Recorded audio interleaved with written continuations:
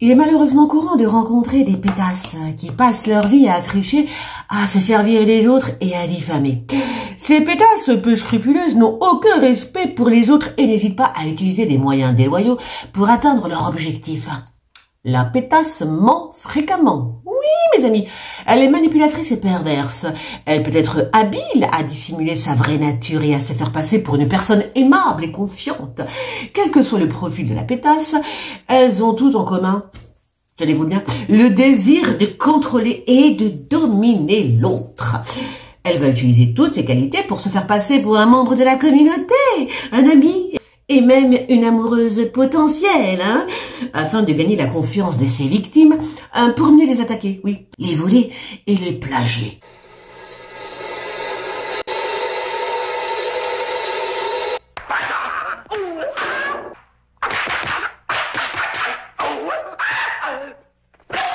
Se présentant comme une victime plutôt que comme une criminelle, elle pourrait utiliser son procès, s'il avait lieu, n'est-ce pas, pour attirer l'attention sur elle, oui, donnant des interviews, des déclarations, versant dans le « je suis la gentille fille », malgré les preuves écrasantes de ses crimes.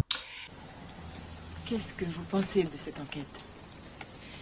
Eh bien, en fait, j'essaye de ne pas être folle de rage après ces policiers. Mais c'est dur.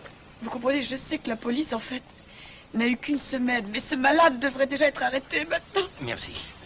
La pétasse n'accepte pas d'être ignorée. Non, elle n'accepte pas d'être oubliée des conversations sur YouTube. Non.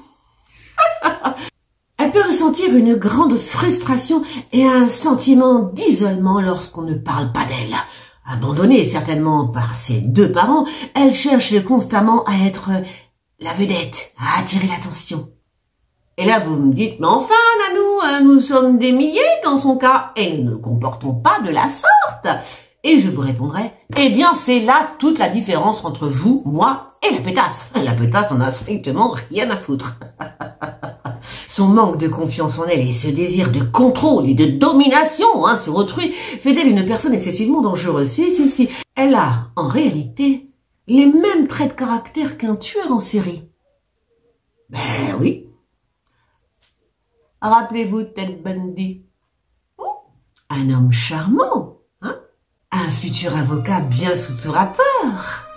Le gendre idéal qui a agressé et assassiné une vingtaine de jeunes femmes dans les années 70.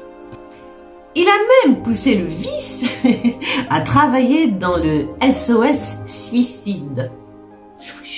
Non, c'est pour vous montrer la perversion d'un esprit malade. C'est tout.